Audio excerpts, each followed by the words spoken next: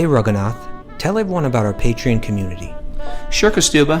The Wisdom of the Sages Patreon community is an incredible online yoga resource. If you like the type of yoga wisdom and culture we share on the show, then our Patreon community is a great next step. This is a listener-supported podcast, and any level of sponsorship will unlock a wide range of live and archived classes, talks, and even workshops.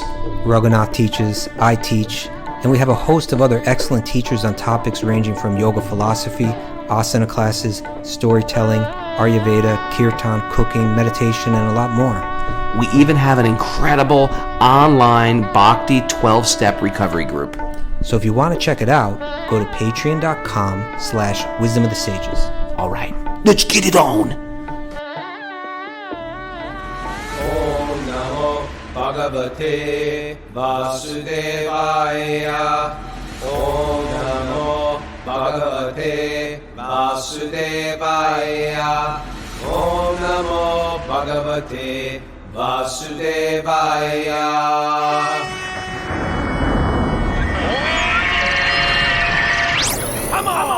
Live from Love's Gas Station in beautiful Canaan, New York, this is Wisdom of the Sages, a daily yoga podcast with your host, Raghunath, and co-host and senior educator at the Bhakti Center in New York City, Kaustubha Das. Welcome to the show. Welcome to Walk on Wednesday. Welcome, everybody. It's the last day before the Wisdom of the Sages crew hit the road. We're on the road going to sunny California, Long Beach, California, where we have a sold-out retreat at Yoga 108. We're all excited about it. We're going to be excited to meet the others in person.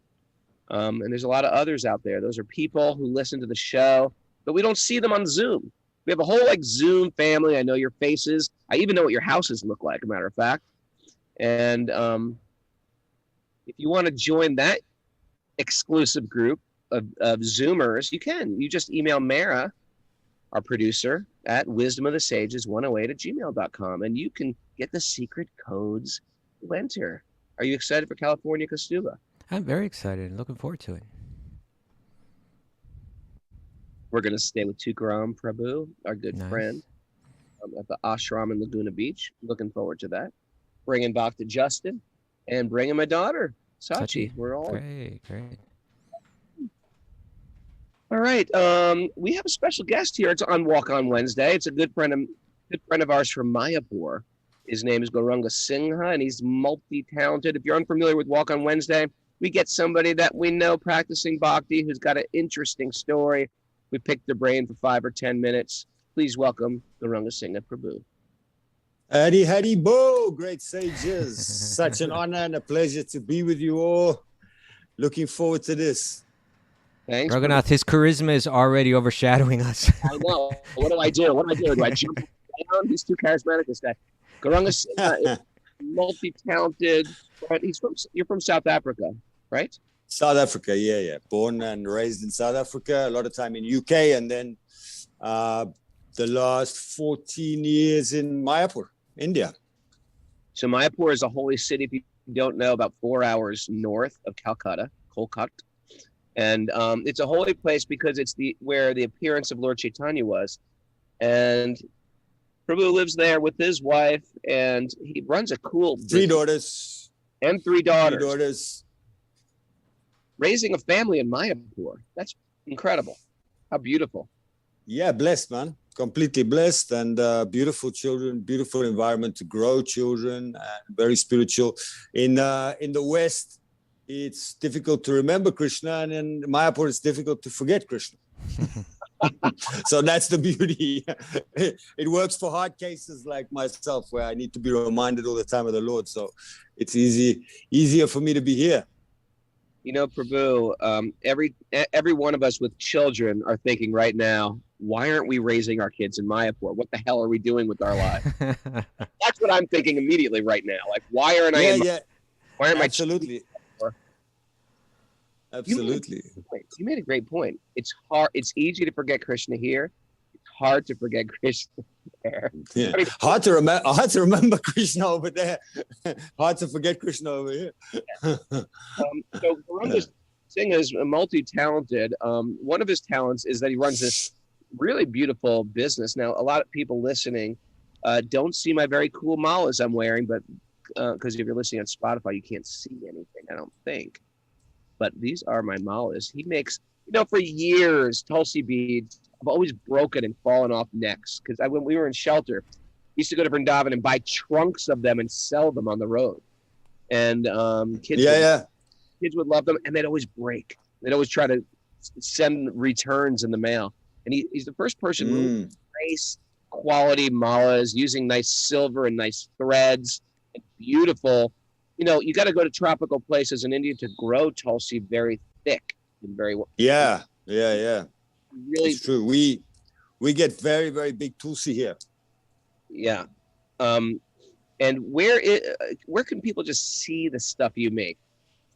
Well, there's a number of platforms that you can connect us. Instagram is probably our number one place to get updated daily, where we post twice a day, basically different malas or related posts to our service with mala. And then there's of course Facebook, same thing. You can connect us there. And then we have a website which is tulasimala.com. So that's TULASIMALA.com, tulasimala.com. And you can connect us there directly from the website. For any custom work, just hit me up on Instagram or WhatsApp. My WhatsApp number is also in the Instagram profile link. You can get it there. Website link is there as well. He's on Etsy as well, right? Etsy as well, yeah. So his Instagram is silver_Tulasi. Yeah.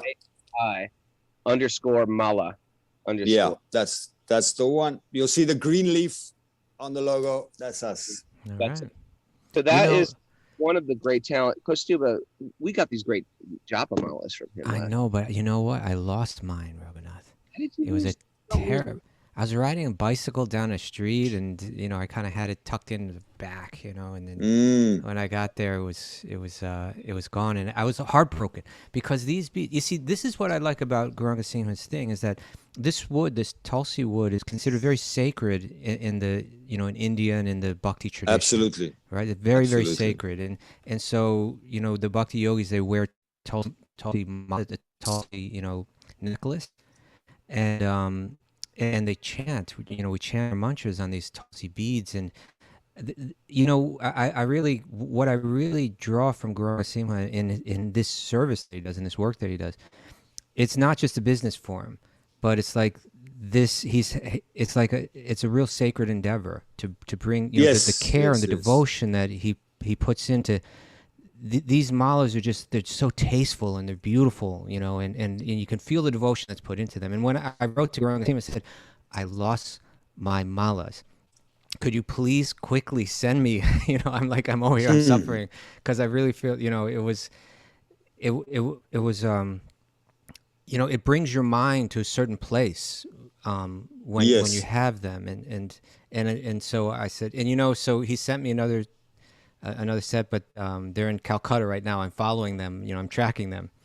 Yeah, post is a bit of a nightmare right now, but all the malas are coming. They're just taking their time. All in good time. We have to wait for them. But yes, as you were saying, the whole spiritual aspect of the endeavor is that the esoteric point beyond the wood is that Tulsi is a person. Yeah. So, and a goddess, not just a person. So, we see the service of decorating each bead, nicely is decorating her body. Then it becomes a whole different personal kind of meditation as well. So that's another aspect to it. Can I play the devil's advocate for someone who's new to Bhakti? Mind? What if they say, well, all plants are goddesses? Why just Tulsi? Why is just Tulsi a goddess? And who is Tulsi anyway? Who is Tulsi anyway? Well, Tulsi is stated in the Vedas in several places that she is the queen of the plants. So the same way, if you want to get knowledge about spiritual life, you go to the topmost and you seek out the topmost knowledge. So in the same way, if you want to know about plants and who is the queen of all the plant kingdom, then you have to go to the authorized source and see for yourself. So the very, very, very special qualities of Tulsi, one of the most important ones, which Bhanu Swami actually made me aware of, is that Tulsi makes compassion in the heart. So you know that every different wood and stone on the planet has different qualities. That's true. But the special quality of Tulsi is that she grows compassion, which is the number one, I think, thing that's lacking in Kali Yuga. It's the age of self-centeredness.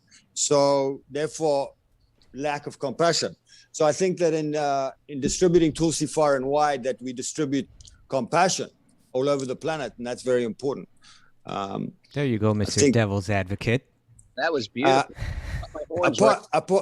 Apart from all the other amazing qualities, I was reading some amazing things today.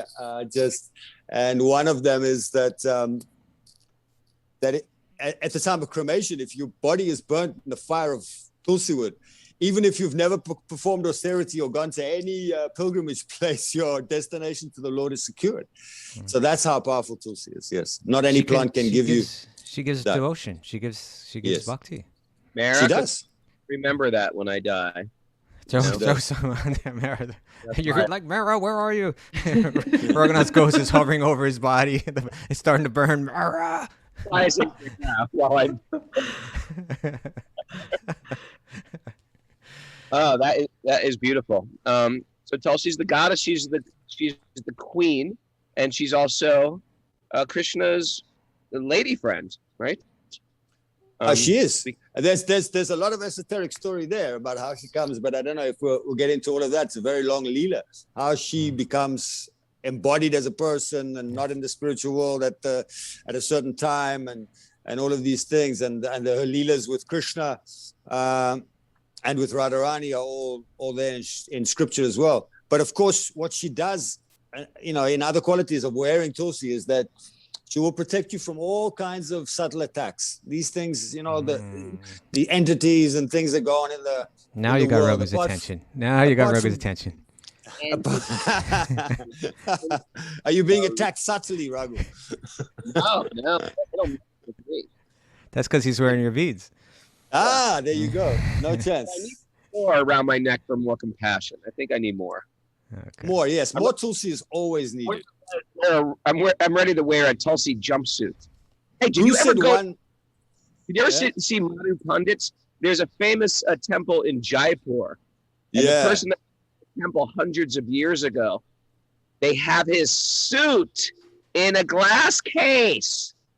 And it's a Tulsi jacket. It's a Tulsi jacket, for real. Oh, yeah. Madhu Pandit. Tulsi hat.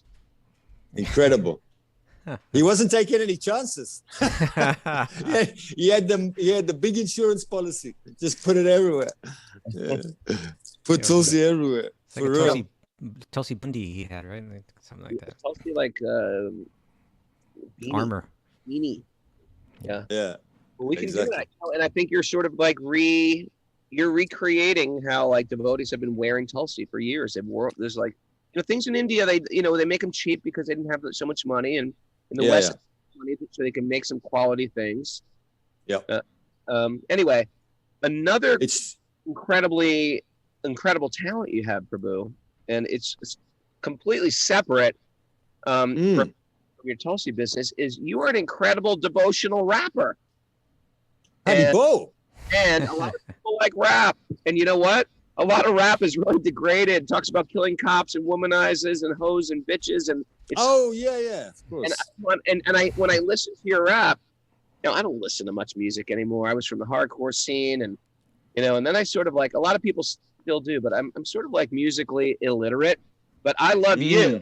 And every time you post a piece of your rap. Thanks, my bro. You always give me good feedback, man. You always appreciate it. I love that.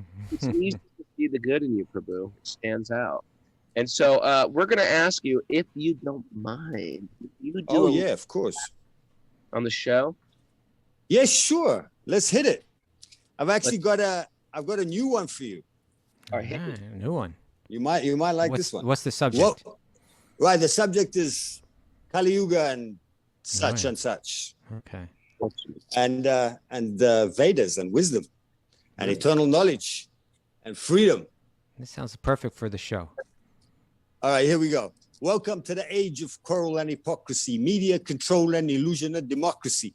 It's reality, no longer a prophecy, but my philosophy said I'm free, I'm not your property, so address me properly as master. Humble servant of the Lord in the hereafter. I'll be hereafter, all my enemies are dust enough. Conquered envy, greed, and lust in God that trust. Organic herbs healing us, and if you're feeling my vibe, then wheel it up. Because when you're doing God's work, you got to keep it tucked to keep the pressure on the demons, no easing up.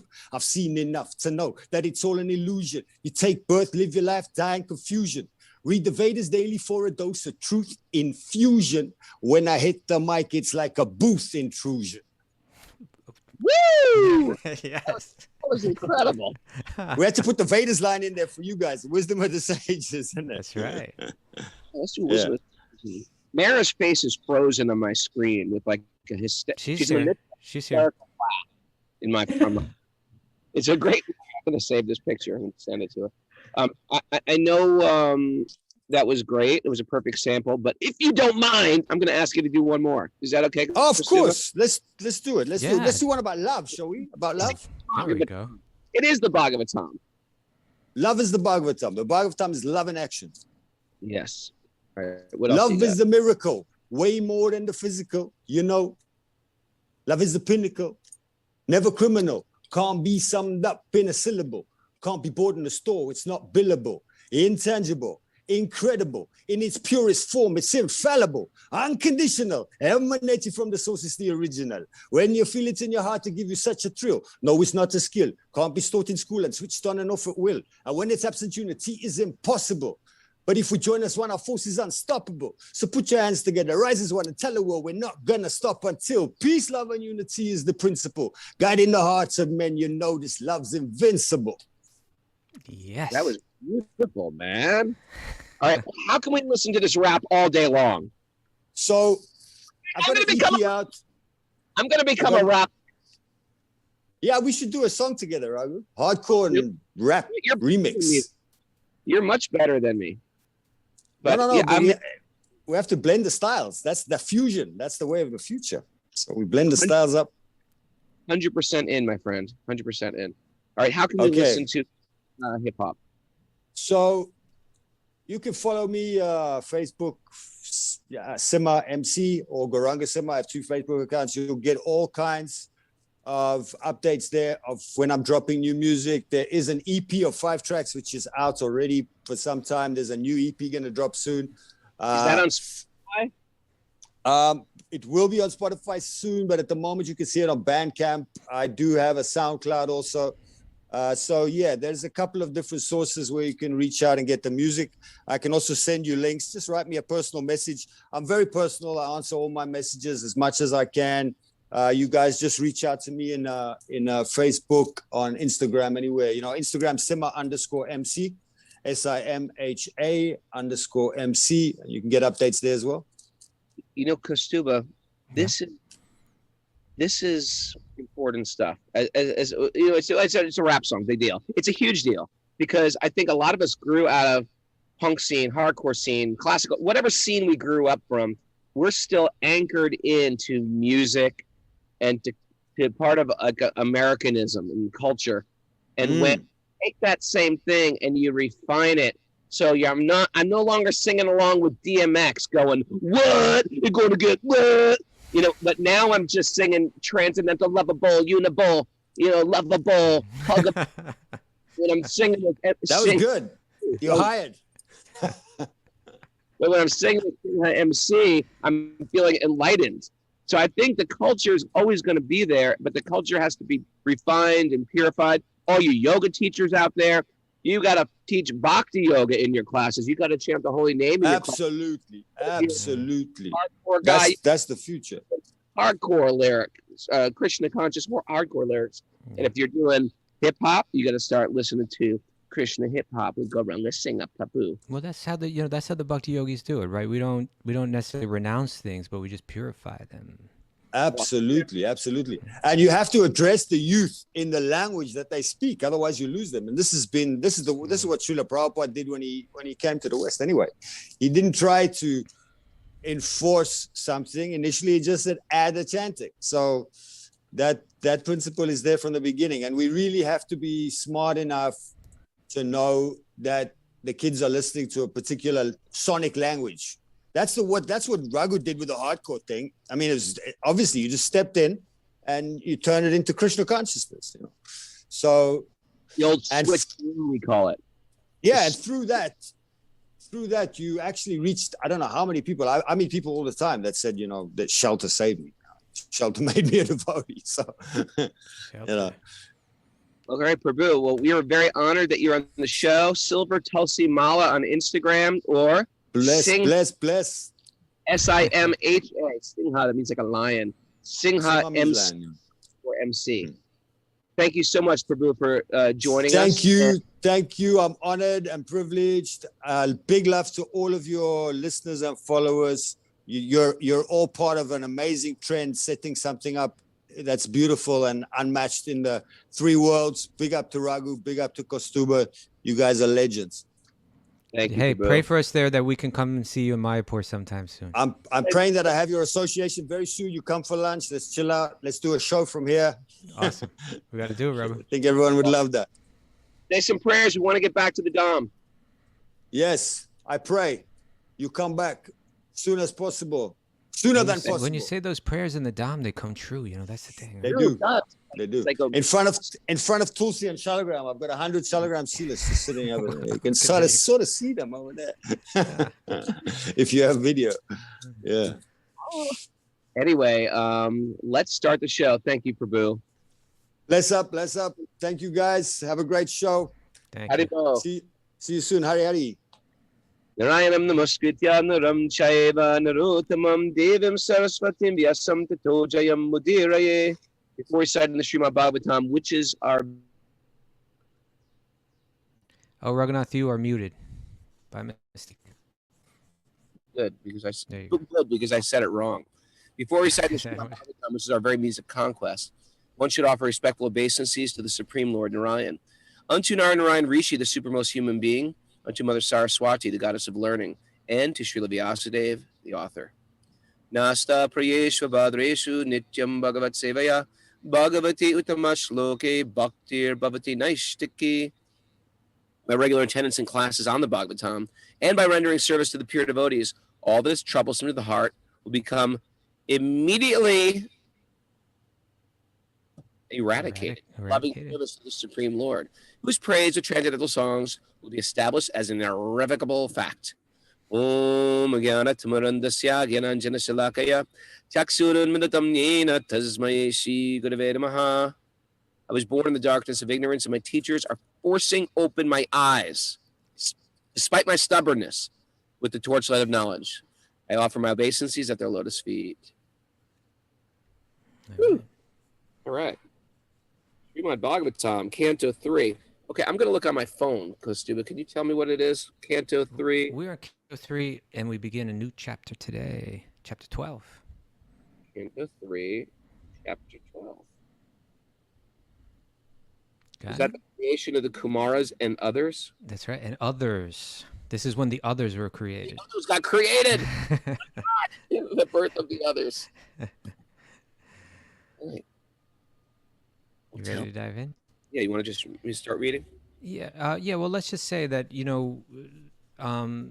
Maitreya is describing creation to Vidura, and he's described, how Brahma received his instructions and his blessings to do the creating a couple chapters back. Yeah. And then we just, we had a couple fascinating chapters which were giving us the zoom out. Mm-hmm. And now we hear about, to me, this is a really interesting chapter because it's here Brahma, again, when we speak about Brahma in the Bhagavatam, he's a character there's certain characters in the Bhagavatam that get highlighted a lot, certain universal characters. And we can understand a lot seeing what they go through. And like I've shared in the past, right? Like you take someone like Lord Indra, right? Who's he's kind of considered like the king of the heavenly planets, right? Yeah. He's not one of these like sages on the planet still higher that are just like into meditation. He's a king and he's an enjoyer, but he's a pious one, a very pious one. But still, his Got nature. a bad attitude Sometimes he's got a bad attitude. But that's a rarity that he gets that bad attitude, right? That has happened. He gets lost sometimes. And I think, over the course of his incredibly long lifetime, it's those are small periods. But we do see that he's the most successful materialist, you can put it that way, right? In the entire universe. He kind of rose to the top of what it means to be a materialist. But we still see that he has anxiety. We still see that he has fear, right? That these enter into his life and there's no escaping. More anxiety. Me and Justin were just having this conversation. To the degree that we're not just against material because material things are bad. Material things aren't bad. The problem is with material things is you get attached to them and then you suffer when something happens to a material thing. It's just natural. We suffer tremendously and material things will break down. Why? Because they're material. They break down. So we go into this whole game understanding, we're only here for a few days and all this stuff is temporary. If I get too attached to it, I'm setting myself up to suffer. Right.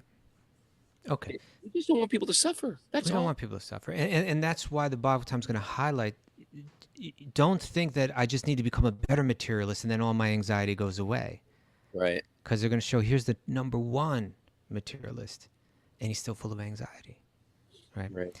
Now, when you get Brahma, the character Brahma is like, he's the engineer of the entire universe. So he's the person that sets everything up.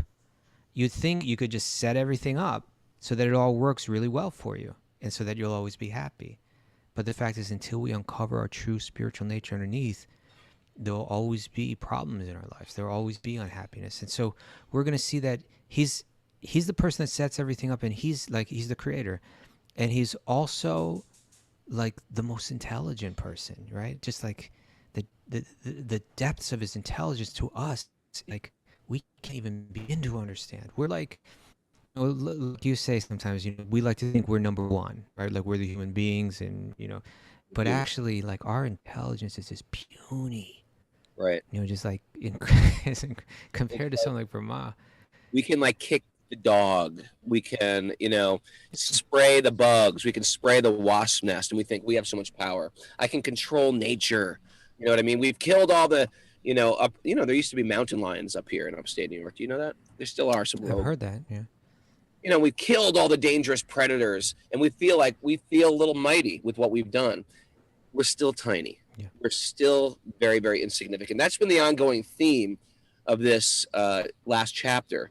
Mm-hmm. Is no matter how great we think we are, put it in perspective. Tiny. Yeah. You gotta put it in perspective. But Kaustubha, the whole zoom in and zoom out thing, it's been like a saving grace for me. I'm using this a lot now.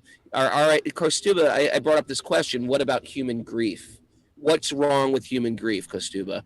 Why? Why can't I grieve? Who are you to tell me to get over grieving? And he had such a sweet answer yesterday that I've been playing with for the last 24 hours. Wow. You gotta zoom in, right? Like my children. You're my children. I love you guys. Take care of yourself. Time to go to school. Hey, go to bed. Don't overeat. You can't eat s'mores for breakfast. I get my kids s'mores for breakfast the other day. Really? I got chastised by my oldest daughter. What are you doing, getting s'mores? But anyway, Raghunath's parenting 101. Give them s'mores. And I was like, my what my defense was? They make s'mores cereal now. What's the big deal? Anyway, that's a weak defense, but go on. Defense. I was defeated by my 16-year-old daughter. Anyway, my point is, zoom in. I got to be with these kids. I got to love these kids. I got to discipline. I got to give them parameters. Yeah. And then I zoom out. And in the zoom out, I said, actually, they're not even my kids.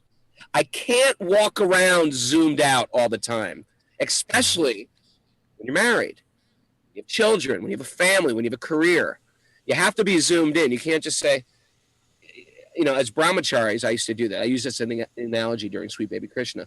As brahmacharis, I would walk around these beautiful homes in Philadelphia while I was a brahmachari, look at all these gorgeous gardens, and I would think, Krishna is the proprietor of everything. Therefore, all these flowers, which are coming from Lord Brahma, who comes from the navel of Lord Vishnu, these are all Lord Vishnu's. And I have the right to pick these flowers and bring them back to my altar in the ashram and offer them. You know why? Because Krishna is the supreme proprietor. and I used to steal people's flowers. Okay. That was my zoom out. You can't be zoomed out all the time living in this world. It's nice to have that perspective. So Kaustubha's point is zoom in and pull back, and zoom in and pull back, and balance them both, and you're going to have the nice balance of existence. Yeah, it's almost like the zoom out is always running in the background in a sense, you know? It's got to be. Yeah, but at the same time, we zoom in on a practical level. Yeah, and I think as monks, a lot of monks live their life almost zoomed out all the time. They're living at the moment like we can die today. We can die today. But if we have, for example, if we have children, my daughter will be like, "Hey, Dad, you didn't register me for school. I'm starting school in the fall. You didn't register me." Yeah, well, we're going to die tomorrow, so who cares? We could possibly die.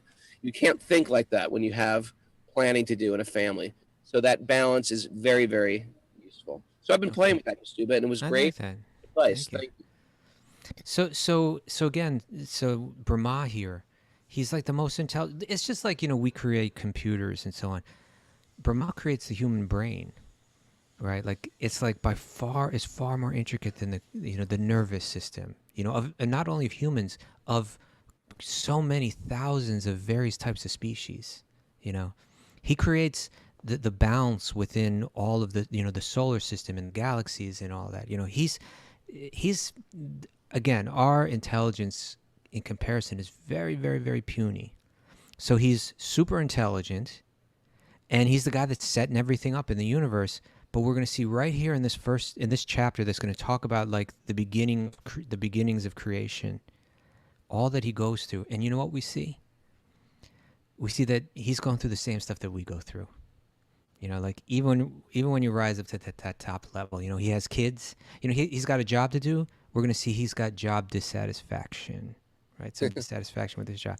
He's going to have kids. We're going to see he's going to be disappointed in the kids. He's going to get angry, Sometimes he's going to embarrass himself. Sometimes he's going to humiliate himself. We're going to see that all of that stuff that we go through in life, Brahma's going through it too. So it's just going to show us it's not intelligence, it's not power, because like he's powerful and influential. These aren't the things that relieve us of our stress and anxiety and grant us the satisfaction of the soul that only comes through pure devotion. And so Bhagavatam is going to again and again make that clear for us. Well, that's an incredible point, because I can say sometimes, even in America, a very wealthy country, we still look at the haves, the 1% that lives on the top. I'm looking around here at in the Berkshires, and there's sometimes you see this mansion on the top of a hill, and you think, oh, to live that life. The fact is, the 1% does not escape loss, heartbreak, chronic disease, addiction. Matter of fact, sometimes wealth can exacerbate those things. What we're teaching, or the Bhagavatam is teaching, is that if you want to minimize the pain of this world, you have to come to sattva. And you could have nothing. You could be destitute and be sattvic and peaceful. That's what Brahmins truly are. They voluntarily take the vow of poverty so they don't have to deal with the things of the material world. You can also be destitute in tamas. So wherever we are, and even if you're the 1%, if you're sattvic, you'll be happy. If you're not sattvic, if you're absorbed in tamas and rajas, you'll be in great pain. There's no economic rung on the ladder that will fill all your check all your pain boxes. Okay, this pain's gone. This pain's gone. No, it's not going to go away. Pain will be there if you're in rajas and tamas. And that's why another reason why not just Brahma, but you read about all these Vedic kings. They also suffered loss. They also suffered heartbreak. They also suffered early disease or death of a child or death of a parent or death of a friend. It doesn't go away. You can't escape that, but we can realize how to deal with it, how I'll react to those things. Raghunath, are you familiar with that Harvard experiment about happiness? Have you heard about that? Bangladesh. What's that? That's something to do with Bangladesh. No. It was a study that was done in Harvard. They took 268 sophomores. This was in 1938. and they followed these people, and they continued their study of them, going like for their whole life. And so you had, and they studied people in all different kind of circumstances, and they're trying to find out, where happiness comes from. Are the people with more wealth happier? Are the people with more property happier? Are the people with more fame happier? Or like what is actually, where does this happiness come from? And there was some metric to measure happiness? Well, I mean, I'm sure they must have had some metric, right? Like ways, I'm sure through questioning, I would assume, like, how do you, are you happy? Or, do you, I'm not sure how they did it, but are you happy? But what they found was that where happiness comes from is like, it's actually loving relationships. It's being in an embracing community. It helps us live longer, and it helps us be happier. Love all these Zoomies. Love all these Zoomers. These are my family. But, I think that's a clue that, like, even in the past, like back when we had Jai Jagannath on, we were talking about how, like, in one sense, even the love of the material world is kind of a reflection of pure spiritual love, which is of a far more pristine quality. But even, the love and, and the genuine affection of this material world, it grants happiness on a level that nothing material, can. None of the possessions or fame or prestige or money or those kind of things can. So that should be a clue to us. That should help us understand. Yeah, maybe just as Singer MC was, glorifying love, that's actually where we should be focused, right? That's beautiful. Yeah. Okay. So now this chapter is going to open up in a very interesting way. It's going to show the first creation, that he's gotten, or at least like the creation before, like all the people are created. What has to come out? Like what is the setup? And this really helps us understand like what we're doing in this world and why we make the mistakes that we make, or why we suffer the way that we do. Because if we're going to enter into this world, and this world in a sense is a virtual reality, we need to buy into it. We need to see it as real. And in order to do that, we need to forget. We need some ignorance in our life to buy into it. And so first he creates the ignorance. It's amazing, huh? It's genius. Yeah. So that's not your real position. You need to be put in illusion for your benefit. Yeah, if you want illusion, you're going to have to be an illusion, right? A little child is seeing the father mow the lawn or the mother mow the lawn, and the kids I want to mow the lawn. And the father's like, well, you can't mow the lawn. You can't push it. And, it's dangerous. You can get your foot caught under there. Here, I'm going to give you a little toy lawnmower. It's actually ineffectual. It doesn't do any work. But he gets to feel important. And this is what's going on in the material world. We're feeling like we're the center. We have the accoutrements of being the center. And this is the problem with good karma, isn't it? Because in good karma, it endorses the illusion. Yeah, you see, you are beautiful. You are powerful. You are really intelligent. You are really deep. You have great wisdom. Yeah, you're very famous. Keeping us further in illusion. Yeah, like if you tell the boy, in other words, if he's mowing the lawn with his little fake lawnmower that's actually not cutting grass, but he's in illusion and he's enjoying the feeling of it. If you tell him that's not a real lawnmower, come on. Like if his older siblings or something like that, right? Yeah, that's just a toy. It's like, and the parents will be like, hey, let him do his thing, right? Let him enjoy. Let him enjoy his illusion. Parent, right? Yeah. It's the love of a parent. And that's the love of Krishna, creating the illusion for us. Right. So that illusion, it allows us to play our game that we've asked to play, but it also causes our suffering too. And then that suffering is meant to help us turn back to the truth. So we're going to hear a little bit about that right now from right in the first couple verses of this chapter. You want to start it up? We not even read a verse yet? No. We haven't read a verse. Okay, Sri Maitreya said. So Maitreya is like this old sage living in the Himalayas, and he's Vidura, who we know is the brother of Dhritarashtra, and he's on pilgrimage. O learned Vidura, so far I have explained to you the glories of the form of the personality of Godhead in his feature of Kala, or time. Now you can hear from me about the creation of Brahma, the reservoir of all Vedic knowledge. Okay. So yeah, we've heard about like time was created by Vishnu. Now we're going to hear the second level creator, which is Brahma. Now we're going to hear about the stuff that he creates. Sure. And this is the first thing that's mentioned here. Ready? Text number 2. Brahma first created the nescient engagements like self-deception, the sense of death, anger after frustration, a sense of false ownership, and the illusory bodily conception or forgetfulness of one's real identity. This is a great verse, isn't it? Mm. All these things that we like that keep us in illusion, Brahma created that. He created it so that we could be in illusion, right? The sense of death, meaning you're not dying. There's a sense of it. Right. Yeah, it's like all these things. If how helpful it is, if from even like say early in life you get this instruction, right? That like, okay, you know what? The sense of death, the sense that you are not eternal, right? That's not real. That's something it's not part of you. It's not part of your nature. It's actually been imposed upon your mind through the movings of the material energy, but it's not real. Like what a huge clue about life, right? Then anger upon frustration, right? That when I have some desire for enjoyment and something comes along and obstructs it, right? And I feel a sense of frustration and then anger that, hey, that what's happening to you right now, that's not part of who you are. That's how the external energy is confusing you. So when you feel that anger, stop, take a breath, and realize, oh man, I'm being influenced by that energy right now.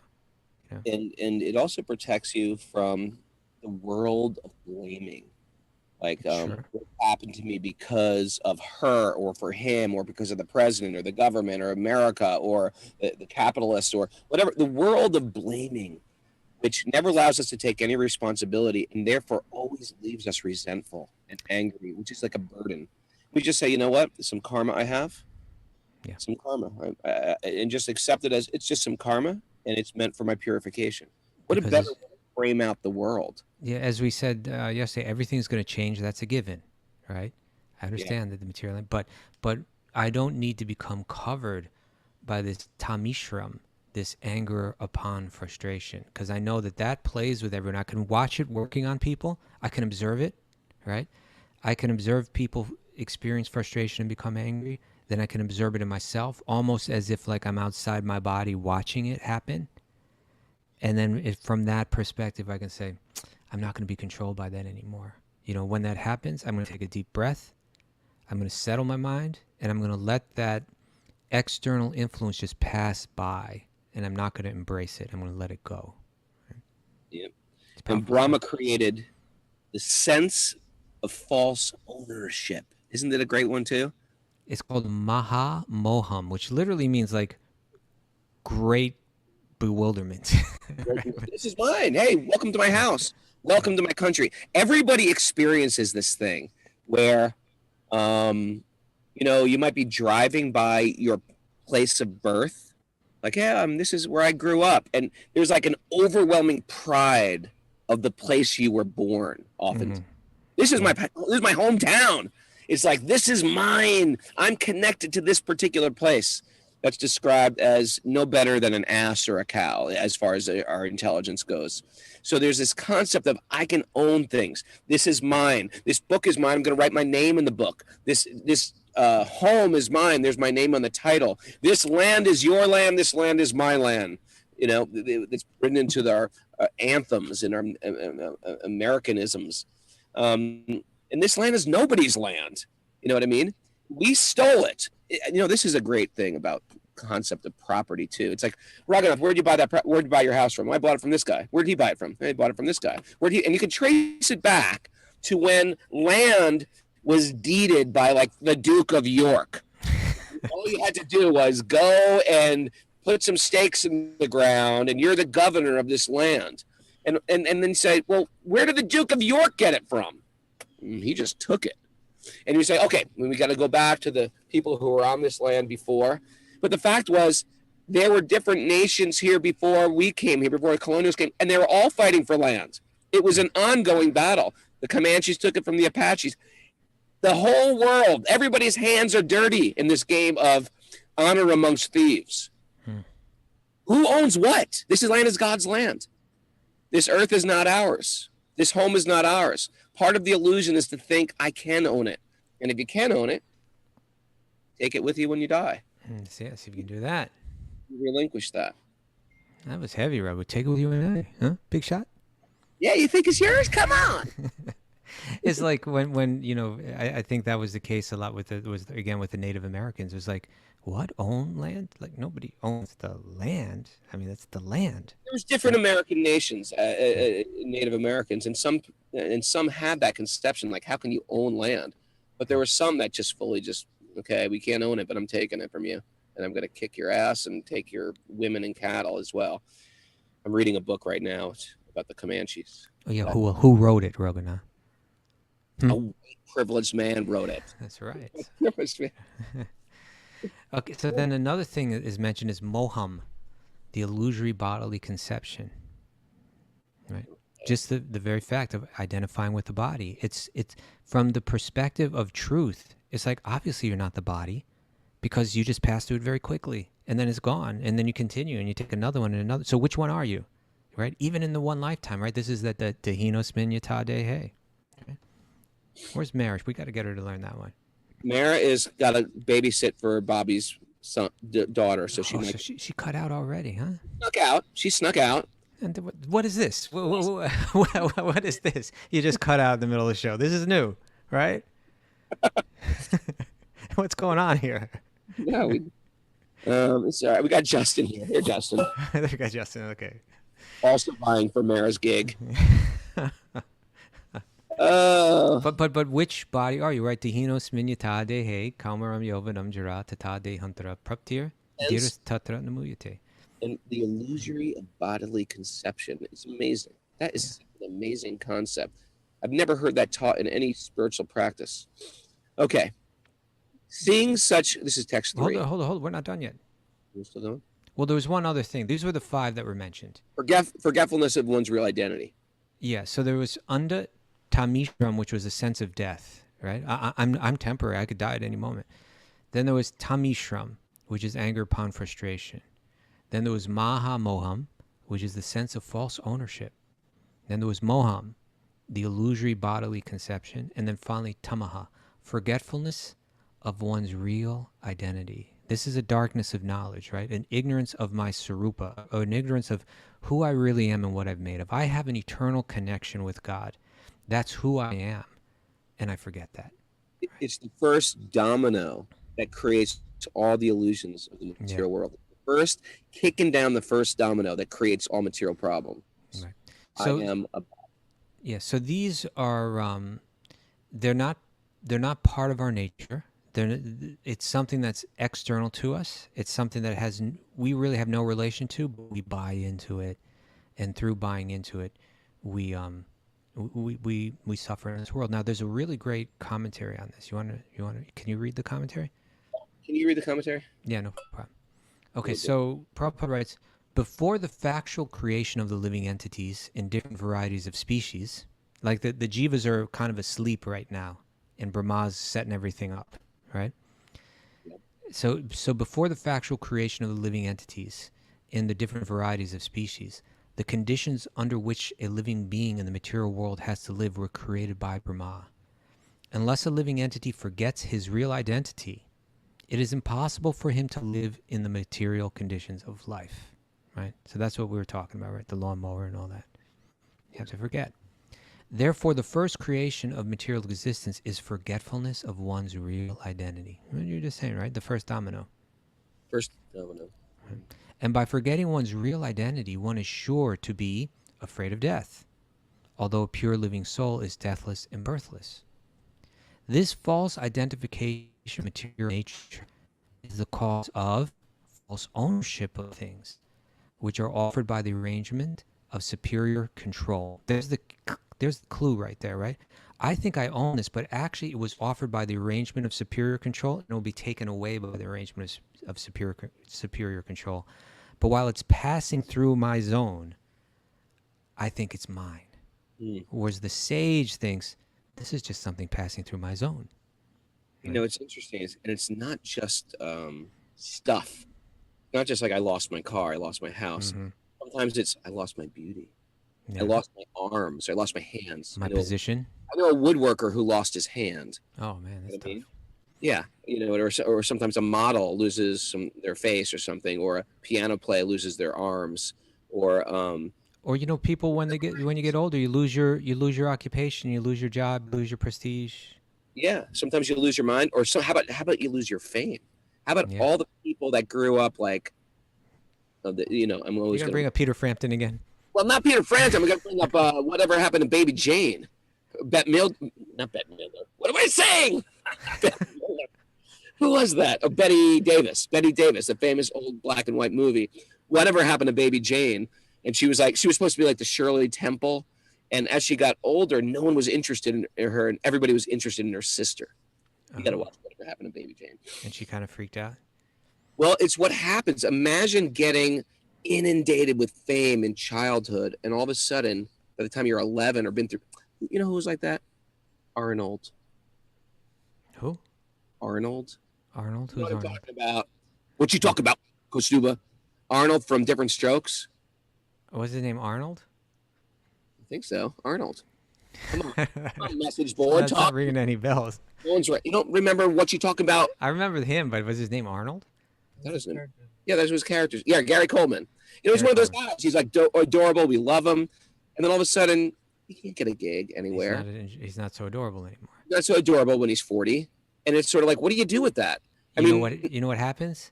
Anger due to frustration happens at that point, right? Well, the thing is, it's like we're almost like making a little joke about it. What you talk about, Willis? Yeah, we're almost making a little joke about it. But he's a real human, right? And he's really substantial, and he's in great pain. Like maybe if he's attached, if he's in Rajas and Tamas, he's attached. If he's in Sattva, he's like, well, I had a good experience, and onward with my life. Now I'm going to do landscape architecture, whatever it is. I remember, it's funny that you bring that up, because I remember when I was a kid, because I think that Gary Coleman, he had some kind of disease or something like that, where like he didn't kind of like physically develop, right? So he kind of stayed in a little, almost like a childlike body. Yeah. But he was an adult.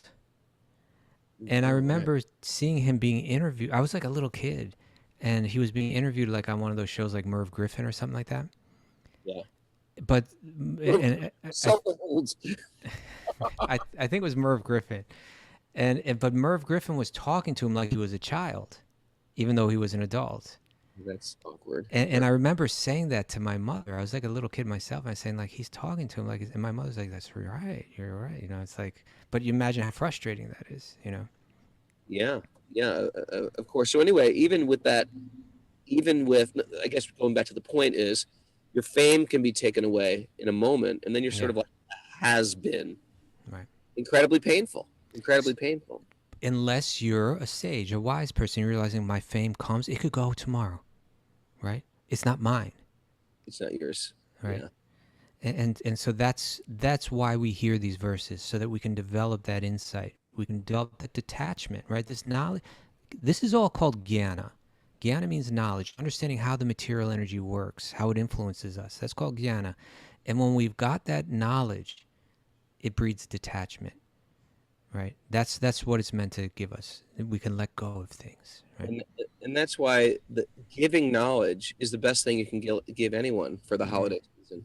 For the holidays. The gift of knowledge. Because no matter where you are in life, you can be very wealthy, very successful, very fortunate, or struggling in the material world. The gift of knowledge goes good. It looks good with anything. It always feels good, that knowledge, whatever position we're in. Greatest. You know what I'm going to do, Raghu? There's something, I think it's from the Panchatantra, that talks about like why knowledge is the greatest gift. And it's like 5 different reasons why. I'm going to find that. That'll be our nugget, and maybe next time we have a show. All right. Okay. That's good. And why don't we just finish up this commentary?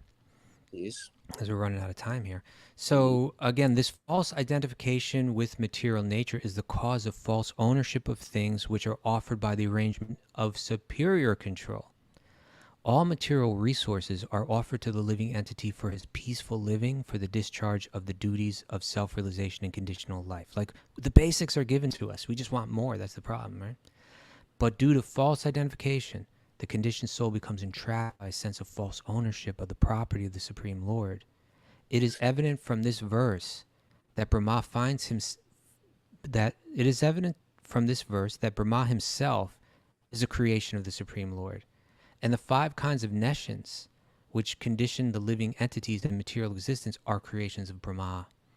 It is simply ludicrous to think the living entity to be equal with the Supreme Being, when one can understand that the conditioned souls are under the influence of Brahma's magic wand.